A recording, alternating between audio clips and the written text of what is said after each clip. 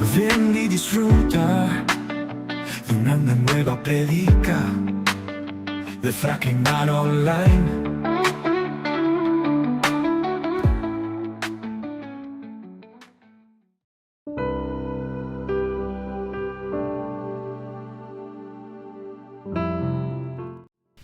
Mateo 27, 45 en adelante. Dice así: y desde la hora sexta hubo tinieblas sobre toda la tierra hasta la hora novena. Cerca de la hora novena Jesús clamó a gran voz diciendo: Elí, Elí, lama sabactani. Esto es: Dios mío, ¿por qué me has desamparado? Algunos de los que estaban allí decían al oírlo: a Elías llama a este. Y al instante, corriendo, uno de ellos tomó una esponja y la empapó de vinagre y poniéndola en una caña le dio a beber. Pero los otros decían: deja, veamos si viene Elías a librarle. Mas Jesús, habiendo otra vez clamado a gran voz, entregó el espíritu. Y aquí el velo del templo se rasgó en dos, de arriba a abajo, y la tierra tembló y las rocas se partieron, y se abrieron los sepulcros, y muchos cuerpos de santos que habían dormido se levantaron. Y saliendo de los sepulcros, después de la resurrección de él, vinieron a la santa ciudad y aparecieron a muchos. Padre, en esta hora te damos gracias por tu fidelidad. Hoy nos disponemos a escuchar tu palabra. Espíritu Santo, danos la sabiduría y la iluminación para entenderla y captarla, para vivirla y así poder compartirla con otros. Te damos gracias, Señor, por tu fidelidad, Jesucristo. Amén y amén. Quisiera hablarles el día de hoy acerca de lo que ocurrió en la crucifixión de Jesús. ¿Qué ocurrió tras la muerte de Jesús? Pero antes quisiera hablarles con respecto de la deidad de Jesucristo. Al respecto de la deidad de Jesucristo. ¿Por qué decimos que Jesús es Dios? ¿Qué elementos comprueban la deidad de Jesucristo? Eso es un tema doctrinal. Si usted le pregunta ¿por qué tú crees en Jesús?, ¿qué diría usted? Para algunos Jesús fue un líder. Para otros Jesús es historia. Para otros Jesús fue un gran profeta. Para otros, los ateos, Jesús fue un cuento, un mito. Pero para aquellos que hemos creído en Jesús, sabemos que Jesús es el Mesías prometido a los hombres. Para nosotros los cristianos Jesús no es un cuento, no es una fábula. Para nosotros Jesús es más que historia. Para nosotros los cristianos Jesús no es un movimiento, no es una religión. Para nosotros Jesucristo es vida eterna. Pero ¿por qué creemos en la deidad de Jesucristo? ¿Qué elementos hay que prueban que Jesús realmente es Dios? Y para comenzar es importante señalar que Jesús es el único ser en el que han operado las dos naturalezas, 100% hombre y 100% Dios. ¿Qué significa eso? Que Jesús fue, como humano, fue perfecto al 100%. Y como en su deidad, en su divinidad, fue Dios al 100%. Eso nos comprueba que Jesús no fue uno más, sino que en Jesús operó perfectamente sus dos naturalezas, tanto la divina como la humana. Y podemos decir que existen pruebas que nos hablan acerca de su deidad en la Biblia. Una de esas pruebas son sus nombres. La Biblia lo señala como el Señor. En Hechos 2, capítulo 34 al 36, Romanos 19, Filipenses 2 y 11. Este nombre implica soberanía. Dios es el creador del universo y tiene el derecho de gobernarlo. A Jesús se le atribuye ese nombre, Señor. Fue reconocido como el dueño de todo, como el autor junto con el Padre de todas las cosas.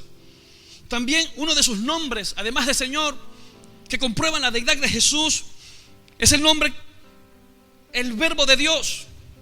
Este nombre presenta al Señor como la palabra de Dios. Juan 1, 1 al 3. Cuando el apóstol Juan dice: en el principio era el Verbo, y el Verbo era con Dios, y el Verbo era Dios. Se nos presenta a Jesús como la palabra de Dios, la palabra o la sabiduría eterna. Se nos presenta a Jesús como el originador y creador y sustentador de todas las cosas. El mundo por Él fue hecho y nada de lo que ha sido hecho fue hecho sin Él. Cuando el apóstol Juan revela esto, en el principio era el verbo. Esa palabra verbo viene del griego logos, que significa palabra. Podemos decir, en el principio era la palabra, y la palabra era con Dios, y la palabra era Dios. Por medio del verbo, el Padre creó todas las cosas. Podemos comprobar la deidad de Jesucristo porque se le da el título de Hijo de Dios, pero no un Hijo de Dios, sino el Hijo de Dios, el unigénito, dándonos a entender que Jesucristo es el Señor por excelencia, el mensajero de Dios. Que el Señor Jesucristo es junto con el Padre, el creador del universo. Que el Señor Jesucristo es el heredero de todo. Que el Señor Jesucristo no solo es el resplandor de la gloria de Dios, sino que comparte con Dios la misma esencia, sustancia y naturaleza. Es decir, Jesús es Dios, el Padre, el Hijo y el Espíritu Santo. Bíblicamente hablando, podemos comprobar y constatar acerca de la deidad, la divinidad de Jesús. Por eso no es un cuento, no es religión, no es un movimiento. Jesús es el Mesías prometido a los hombres. Dios se hizo hombre. ¿Era necesario? Sí. Notamos a lo largo de la Escritura que toda la palabra de Dios apunta a la persona de Cristo. Dios testificó su paternidad sobre el Señor Jesucristo, muestra de su deidad. Lo vemos en el momento del bautismo. Ahí vemos a Dios hablando, al Padre afirmando a su Hijo, el Espíritu Santo reposando sobre Jesús, confirmando acerca de la deidad de Jesucristo. Otra prueba que nos habla de su deidad es en el monte de la transfiguración, Mateo capítulo 17, versículo 5. Jesús se transfiguró, se reveló en un círculo íntimo. Solo 3 tuvieron ese privilegio: Pedro, Jacobo y Juan. Estaban allí cerca. Jesús se transfiguró. ¿Qué significa eso? Estaba la gloria de Dios allí, Jesús como Dios. Y en ese acontecimiento estaba Elías, representación de los profetas, Moisés en representación de la ley, junto a Jesús, y los discípulos vieron a Jesús como Dios. Podemos decir que la Escritura toda habla, todo apunta a Cristo como Dios. Jesucristo es la misma sustancia de Dios. Otras pruebas de su deidad es que el mismo Señor Jesucristo reconoce y declara su relación especial con Dios Padre. Lo llama Padre. Juan 17, 1 al 2. Dice que trabajan juntos. Juan capítulo 5, versículo 17. Que vivió con Él en la eternidad. Juan capítulo 17, versículo 5. Que el Padre y Él son uno, como lo declara en Juan capítulo 10, versículo 30. Y dice que comparten su gloria. Pasajes que nos hablan acerca de la deidad de Jesucristo. También otro testimonio que nos hablan y nos hacen constatar acerca de la deidad de Jesucristo es el testimonio de algunos de los profetas. El profeta Isaías lo llama, Isaías 9 capítulo 6, lo declaró como admirable, Dios fuerte, Padre eterno, príncipe de paz. Los antiguos, los profetas ya habían declarado sobre la venida del Mesías. Y cuando leemos en el pasaje en Génesis, el Pentateuco, ¿sabe? Los primeros 5 libros de la Biblia son conocidos como el Pentateuco. Para los judíos es la Torá, la ley. En el capítulo 3, versículo 15, ahí está el pasaje que es conocido como el protoevangelio. Una vez que Adán y Eva fallan, una vez que Adán y Eva pecan, el pecado los hace apartarse de Dios, es decir, hubo una separación. Ya Dios había preparado, había creado el plan redentor para con la humanidad. Y allí vemos que por revelación Moisés declaró acerca del protoevangelio: y pondré enemistad entre tu simiente y la simiente de la mujer. Esta te herirá la cabeza y tú le irás en el calcañar. Hablando de la simiente de la mujer, ¿de quién estaba hablando? De Jesucristo. Jesús iba a venir de una mujer, iba a concebir, se iba a ser hombre y iba a morir o a dar su vida en rescate por la humanidad. Vemos como desde el Antiguo Testamento, desde el mismo Génesis, vemos a Cristo revelado. La simiente de la mujer, ya se había profetizado la venida del Mesías. El profeta Isaías lo había ya descrito, lo había señalado. Hasta se nos había profetizado cómo iba a ser su nacimiento. Todo esto apunta, nos confirma acerca de la deidad. El profeta Zacarías lo llama Jehová, Zacarías 14:5, y Juan el Bautista testificó que Jesús era el Hijo de Dios. Y también podemos constatar acerca de la deidad de Jesucristo, porque en Él operaron diferentes atributos, como la omnipotencia. Demostró que todo lo podía hacer y que todo lo puede hacer. Su eternidad no tiene principio ni fin, porque es por siempre y para siempre.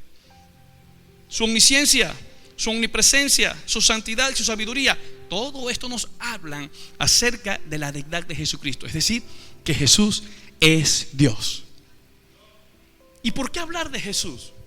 Si se supone que sabemos de Jesús. El problema de muchos es que han conocido más a un Cristo histórico que a un Cristo personal. ¿Saben? Los ateos reconocen a un Cristo histórico. Saben que existió. Saben que vivió y que dividió la historia en dos. Pero si no creen en Él, de nada sirve, no se les revela Dios. El mundo reconoce a un Cristo que vino, hasta culturalmente creen en Cristo. Hay gente que, mire, reconoce y se acuerdan de Cristo en diciembre, lo ven en pesebre. Ah, qué bonito, el que nació en Belén, que nació en Belén. Y reconoce a un Cristo histórico nada más en un pesebre. Hay otros que recuerdan a Cristo nada más en Semana Santa. Y permítame decirle esto: Cristo no vino a este mundo nada más para que tengamos una Semana Santa, sino para que tengamos una vida santa. Cristo no vino a este mundo nada más para que lo recordemos como una buena persona. No, Cristo vino a este mundo para que por medio de Él, todo aquel que en Él cree no se pierda, mas tenga vida eterna. Cristo vino a ofrecernos la salvación, la vida eterna, el perdón de pecados, una nueva creación. Para eso vino Cristo. Por eso hablar de Cristo es hablar no de un movimiento, no de una ideología, no de filosofía, no de una moda. Hablar de Cristo es hablar del autor y consumador de nuestra fe, es hablar de Dios, porque el que ha visto al Hijo ha visto al Padre. Hablar de Cristo es hablar de la esencia de nuestra fe. Hablar de Cristo es hablar del que nos da identidad, del que nos da razón por la cual vivir. Hablar de Cristo y vivirlo y experimentarlo y creer en Él es vivir de acuerdo al plan de Dios. El plan de Dios no es que el hombre se pierda. El plan de Dios es que el hombre tenga salvación y vida eterna. La Escritura señala que Dios nos habló muchas veces por los profetas, por los patriarcas, pero en Hebreos no se nos habla de que hoy en día Dios nos habla por medio de la persona de su Hijo Jesucristo. El que cree en Él tiene vida eterna. La Biblia nos enseña: el que tiene al Hijo tiene la vida eterna. El que no tiene al Hijo no tiene la vida eterna. Así de sencillo, creer. En los tiempos antiguos la ley sirvió como el puente para acercarnos a Dios. Pero hoy en día Dios nos acerca a Él por medio de la persona de Cristo. Y hemos hablado brevemente acerca de su deidad. ¿Por qué creemos que Jesús es Dios? ¿Por qué creemos que Jesús es el Mesías prometido a los hombres? Sus atributos nos hablan de Él. Sus prerrogativas, sus nombres nos hablan de Él. La Biblia toda, desde el Antiguo y Nuevo Testamento, nos apunta a Cristo. Ocurrieron 4 milagros nada más en la muerte de nuestro Señor Jesucristo. Hoy vamos a hablar estamos hablando de su deidad y de lo que ocurrió tras su muerte, pero durante la serie estaremos hablando de sus obras, sus milagros.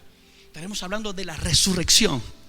Pero hoy abordar esto: ¿qué ocurrió tras la muerte de Jesucristo? Acontecieron 4 milagros nada más en su partida, o sea, nada más allí en su crucifixión. Y uno de esos acontecimientos, y quiero que me acompañe, versículo 45. Desde la hora sexta hubo tinieblas sobre toda la tierra hasta la hora novena. Miren los 4 milagros que ocurrieron durante la crucifixión de Jesús. Uno de esos fue que la tierra se llenó de tinieblas, de oscuridad.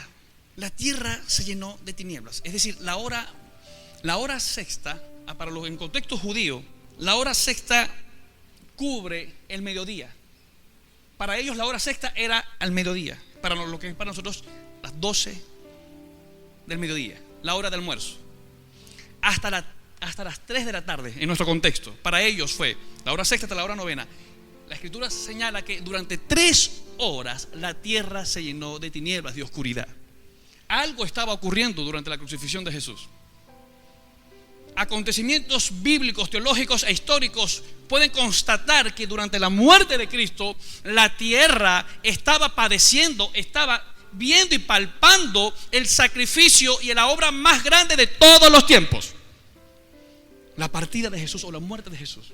Escuche esto: de los movimientos religiosos en el mundo, voy a hacerle esta pregunta: ¿quiénes han dado su vida por sus seguidores y han resucitado? Existen 3, las religiones más grandes del mundo. Por supuesto, el cristianismo nos engloba a todos y es el movimiento más grande de todos los tiempos. Pero además del cristianismo, escuche, el budismo. Siddhartha Gautama murió, pero ni dio su vida por sus seguidores, ni mucho menos resucitó. Siddhartha Gautama es Buda. Los orientales en China, en Asia, creen mucho en este movimiento. Es prácticamente ese su Dios. El hinduismo ni siquiera tiene nada elementos que comprueben su fe. Ellos abrazan el politeísmo, tienen millones de dioses. Mucho menos hablan de son más que todo mito, fábula, no tienen nada que compruebe. Ellos adoran a los animales, ellos adoran a las vacas, adoran a las ratas, tienen templos a los animales. Son culturas politeístas, creen en millones de dioses. El islamismo presenta a Mahoma como el fundador de su religión. Sin embargo, Mahoma ni dio su vida por sus seguidores, ni mucho menos resucitó. Ahora, ¿por qué Cristo partió la historia en 2? ¿Por qué Cristo es la base y la esencia del movimiento de fe más grande de todos los tiempos? Porque Cristo no solamente dijo que iba a hacer algo, es que Él comprobó que era Dios. Claro, escuche, hay un elemento de fe que depende no de Dios, sino depende de cada quien, en que cada quien decide en quién creer. Por eso Cristo no es un movimiento, no es solamente historia, no es religión. En la persona de Cristo se cumplieron profecías. En la persona de Cristo, cuando Él muere, la tierra estuvo en oscuridad, porque estaba ocurriendo el acto más grande de todos los tiempos, que tiene que ver con el plan redentor de Dios para con el ser humano. Mire lo que ocurrió. La muerte de Cristo estuvo acompañada por 4 acontecimientos milagrosos. 1, oscuridad. No pudo pasar desapercibida la tierra. Cuando Cristo estaba en la cruz y partió, cuando expresó consumado es, Padre, en tu mano encomiendo mi espíritu, la tierra se llenó de oscuridad. 3 horas, dice la Biblia. 3 horas. ¿Qué más ocurrió durante el sacrificio de Jesús? Versículo 51. Y aquí el velo del templo se rasgó en 2, de arriba a abajo. La división del templo. El templo tenía 3 secciones principales. El templo era el lugar de adoración para los judíos, y estaba compuesto por 3 secciones principales: los atrios, el lugar santo y el lugar santísimo. ¿Ok? ¿Sí me ven? Vamos a ejemplificarlo así. El templo estaba 3 secciones principales: los atrios, el lugar santo y el lugar santísimo. Al lugar santo solo podían entrar los sacerdotes. Y al lugar santísimo solo podía entrar el sumo sacerdote una vez al año para expiación de pecados, tal como nos enseña la palabra de Dios en Levíticos capítulo 16, versículo 1 al 35. Permítanme expresarle lo siguiente. Dios le dio, al pueblo de Israel le dio leyes. La ley está cuando Dios les da al pueblo de Israel. Dios quiso levantar a Israel para que por medio de esta nación el mundo conociera a un Dios. y les dio leyes. Esas leyes estaban compuestas de tres formas. Existen las leyes ceremoniales, las leyes civiles y las leyes morales. Dentro de las leyes ceremoniales consistía en que una persona para adorar a Dios tenía que cumplir con ciertos requisitos. Por eso el pueblo tenía que traer ofrendas, sacrificios de animales para expiar, para ofrendar a Dios, para adorar a Dios. Lo hacían por medio de sacrificios. ¿Qué ocurre cuando dice la Biblia que el velo se rasgó en dos? Se rasgó entre el lugar santo y el lugar santísimo. ¿Qué significa eso? Cuando el velo se rasgó en dos, cuando Cristo murió, eso estaba simbolizando que la barrera entre Dios y la humanidad había sido removida. Ahora, a través del sacrificio de Jesucristo por nuestros pecados, tenemos la libertad de acercarnos a Dios directamente, ya sin tanto protocolos. Ya en los tiempos de la ley había que venir con ofrendas, habían que venir con cosas, cumplir esa ley ceremonial. Pero cuando el velo se rasgó, proféticamente hablando, de una manera simbólica, en pocas palabras, se cayó esa barrera. Y hoy en día, por los méritos de Cristo, usted y yo podemos accesar al Padre solamente por nuestra fe. Y eso lo hizo posible a través de la cruz. No es cualquier cosa cuando Cristo murió. Se rasgó el velo. Se había caído esa barrera entre Dios y los hombres. Ya hoy en día, mire, usted y yo tenemos el privilegio, cuando creemos en Jesús, usted y yo tenemos el privilegio de ir, mire, VIP, a estar en la presencia del Señor. No necesitamos sacrificios de animales, no necesitamos cumplir de ciertas ceremonias.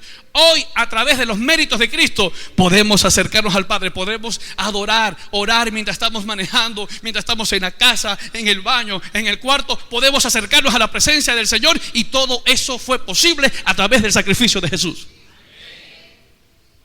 Por eso son elementos que comprueban la deidad de Jesús. Y el otro milagro que ocurrió, nada más en la crucifixión de Jesús. Ojo, estamos hablando hoy lo que ocurrió cuando Cristo murió. No hemos hablado de lo que hemos resucitado, de cuando resucitó. Pero 4 acontecimientos sobrenaturales que constatan y nos confirman de su deidad. Cuando sea necesario hacer apología de nuestra fe, defender nuestra fe, que usted le pregunta ¿por qué tú crees en Cristo? Usted tiene que responder con firmeza. Creemos en Jesús, creo en Jesús, porque murió en la cruz del Calvario, dio su vida por mí, resucitó al tercer día, y porque Él vive, yo vivo también. 4 acontecimientos que ocurrieron en la crucifixión de Jesús: la oscuridad y las tinieblas, la división del templo. Pero también ocurrió otro milagro. Vaya conmigo allí, mismo pasaje 51. Y aquí el velo del templo se rasgó en dos, de arriba abajo, y la tierra tembló y las rocas se partieron. Fíjense lo que ocurrió. Tercer acontecimiento que ocurrió: y la tierra tembló y las rocas se partieron. Hubo un temblor, hubo un terremoto. ¿Qué ocurre cuando hay un temblor? A ver, aquí quienes vivimos, hemos experimentado los embates de un temblor, ¿cierto? ¿Qué ocurre cuando tiembla? ¿Qué pasa cuando tiembla? Se sacude la tierra, se mueven los cimientos, las cosas se mueven de lugar. Mire, hay gente que cuando tiembla, a mundo, dejan a la abuela en el centro de la casa. Toda la abuela y no todo un escondido por allá, por las columnas, por ciertas recomendaciones. Quienes hemos vivido en edificio, no es recomendable tomar ascensor en ese tiempo, hay que bajar las escaleras. La Biblia señala que cuando Jesús muere, hubo un temblor y las rocas se partieron. Las rocas se partieron tras la crucifixión de Jesús. Mire cómo este acontecimiento que cambió la historia en dos nos hablan nada más de aquella instancia donde Jesús murió. Cómo cosas sobrenaturales estaban ocurriendo. Oscuridad, se rasgó el templo y hubo ese temblor. La tierra no pudo pasar, o es decir, el sacrificio de Jesús no pasó desapercibido. Si comenzamos a estudiar las últimas 7 palabras de Cristo en la cruz, es poderoso. Una de sus últimas palabras fue: consumado es. Y sus últimas palabras, ¿sabe cuál fue? En tus manos encomiendo mi espíritu. Entregó. Y diciendo Jesús esas palabras, mire lo que comenzó a ocurrir. Estos acontecimientos nos hablan de que Cristo es más que un movimiento. ¿Sabe qué es lo peligroso para un cristiano? Conformarse con un pequeño conocimiento de Jesucristo. ¿Y sabe qué es? Es doloroso tener en poco el sacrificio de Jesús. No valorar lo que Cristo hizo por nosotros. Tener una vida cristiana superficial y mediocre es algo que usted y yo debemos evitar. Amada iglesia, permítame decirle esto. En Apocalipsis, la Biblia nos habla de que Dios aborrece a los tibios. Por cuanto ni eres frío ni caliente, te vomitaré de mi boca. Cristianos que medio oran, medio leen la Biblia, medio se congregan, medio sirven. Eso, el término medio es mediocridad. ¿Y por qué ocurre eso? Porque a veces tenemos en poco el sacrificio de Jesús. Un evangelio que no produce cambios en nuestras vidas, que no nos lleva a comprometernos al amor, al servicio de Dios, al servicio del prójimo, a la búsqueda espiritual. Amados, eso es un evangelio pobre, mediocre. Y usted y yo no estamos llamados a vivir de esa forma. Estamos llamados a amar a Dios por encima de todas las cosas. Oro al Señor para que durante esta serie nuestra fe en Cristo sea aumentada, renovada, nuestro compromiso con Él pueda ser aumentado y podamos decir como el apóstol Pablo: ya no vivo yo, mas vive Cristo en mí. Podamos darlo todo por la causa de Cristo, honrar a Cristo a través de nuestras acciones, palabras, hechos, conductas, y compartir con otros acerca de las bondades y maravillas de Jesucristo. Cuando Cristo estaba dando su vida por nosotros, la tierra estaba siendo sacudida. La tierra estaba siendo testigo del evento más grande de todos los tiempos. Escúchame bien: el evento más grande de todos los tiempos, la crucifixión y la resurrección de Jesús. Muéstreme históricamente qué acontecimiento es más importante que este. Muéstremelo. La ciencia no puede constatar. Para la ciencia, el día más importante de la humanidad es cuando el hombre llegó a la luna. Ese día cambió la historia en dos. En el año 70, en el año 69, 70, cuando Armstrong pisó la luna, la ciencia se dividió en dos. El hombre llegó a la luna. No, y hoy en día mire cómo la ciencia ha avanzado. Ahorita están dando hasta paseos turísticos para ir allá. Ya es un deporte, pues. Ya van naves espaciales, organizaciones vendiendo boletos para ir a ver la luna. Hay algunos científicos que están haciendo exploraciones en otros planetas. Para la ciencia es un gran avance, sí, para ellos.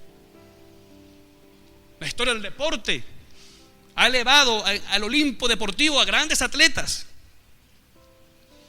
Y algunos de ellos dicen que el deporte cambió con la llegada de este atleta, con este campeonato, con este. Ok, eso para el mundo es importante. Pero el mundo, el universo y todo lo que gira en torno a la existencia humana, y para el campo de la fe, e incluso para la historia, el evento más grande de todos los tiempos ha sido el sacrificio de Jesús. Tan grande que hubo oscuridad, tan grande que hubo un temblor, tan grande ese acontecimiento que el velo se rasgó en dos. ¿Cómo no honrarlo? Si hasta la última gota de su sangre fue dada por amor a ti y a mí. ¿Cuántos aman a Jesucristo? Levante su mano y diga conmigo: Señor, hoy quiero afirmar mi compromiso contigo para amarte, honrarte y servirte. Denle fuerte amén al Señor allí. Aplauda la presencia de Jesucristo.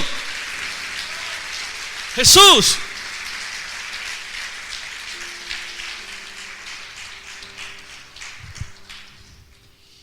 Y el último acontecimiento, ya para ir cerrando, que ocurrió tras la muerte de Jesús en la cruz, fue que personas resucitaron. Vayan conmigo, versículo 52.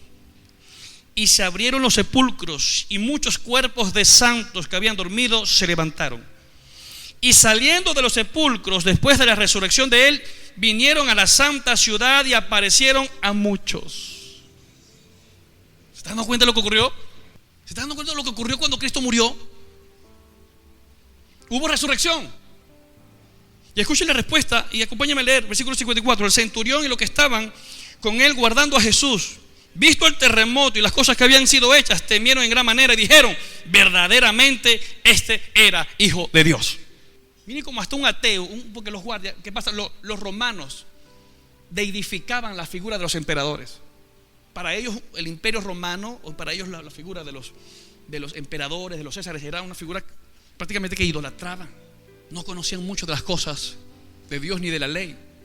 Recordemos que Jesús vino en un contexto donde el imperio romano estaba imperando, estaba gobernando, políticamente hablando. Cuando Jesús muere, hubo resurrección. Dice la Biblia que el cuerpo de los santos se levantaron. Imagínense. Pero eso sí, hubo un orden allí. Salieron después que Jesús resucitó. Ellos se levantaron de los sepulcros. Ahora, ¿qué estaban haciendo ahí? No me pregunté si estaban tomando café, si estaban comiendo pan, cachapa, no sé. Pero la Biblia dice que se levantaron y que después de la resurrección de Jesús compartieron con los suyos en la ciudad. Es decir, compartieron con sus familias. Y estábamos hablando mi esposo y yo, ¿quiénes eran estos? Quizás fueron los antiguos profetas. Mire, los profetas, cómo anhelaban ver la venida del Mesías. Ellos profetizaron. Isaías profetizó de Jesús y nunca lo vio. Zacarías habló de Jesús y nunca lo vio. Existen salmos mesiánicos. David habló de Jesús y nunca lo vio. Los patriarcas hablaron de Jesús, del Mesías prometido de los hombres, nunca lo vieron. Y Jesús en una ocasión dijeron: mire, muchos desearon ver este tiempo que ustedes están viendo. Les hablaba a los discípulos.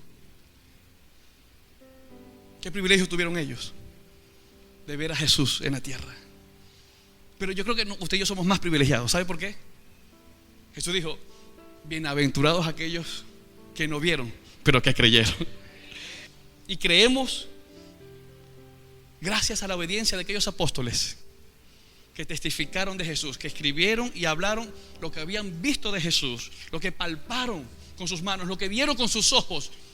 Eso ellos testificaron, y eso a nosotros nos da base y valor para hablar de Cristo. Cuando Cristo murió, se levantaron los muertos testificando, como señal de que los que creen en Él también serán resucitados y levantados. Por eso, para nosotros los cristianos, Jesús es lo más grande, es nuestro objeto de adoración, es la persona a quien adoramos, servimos y damos nuestra vida por Él. El que no toma su cruz y me sigue, dijo Jesús, no es digno de mí. Yo he venido para que tengan vida y para que la tengan en abundancia. El ladrón no viene sino para matar, hurtar y destruir, pero Jesús dijo: yo he venido para que tengan vida y para que la tengan en abundancia. Cuando Jesús expresó yo soy, lo expresó en varias ocasiones. Algunos teólogos expresan que fueron 7 las declaraciones de Jesús cuando dijo yo soy. Yo soy la resurrección y la vida, que cree en mí aunque esté muerto vivirá. Yo soy el pan de vida, el que en mí viene no tendrá hambre y el que en mí cree no tendrá sed jamás. Yo soy el camino, la verdad y la vida. Nadie viene al Padre si no es por mí. Yo soy la luz del mundo, el que me sigue no andará en tinieblas, sino que tendrá la luz de la vida. Yo soy el buen pastor, y el buen pastor su vida da por las ovejas. Detrás de esas declaraciones de Jesús está hablando la deidad de Él. Detrás de esa declaración del yo soy, hay verdades que nada más de ahí, de esas palabras se desprenden. Podemos sacar una tesis de qué es lo que significa cada yo soy de Jesús. Hoy tan solamente hemos hablado de su deidad y de lo que ocurrió en la cruz. ¿Por qué es necesario hablar de esto? Para que nuestra fe sea confirmada, sea afirmada. Amada iglesia, estamos llamados a crecer y a reflejar a Cristo aquí en la tierra. Y no podemos tener una buena relación con alguien que no conocemos bien. Todos los días necesitamos crecer en comunión con Dios Padre a través de la persona de Cristo. El que me ha visto a mí, dijo Jesús, ha visto al Padre. Somos Fracking-Mat, tu familia todos sean bienvenidos. Adorar libremente a nuestro Padre Celestial. Fraternidad cristiana maranata, un oasis para descansar.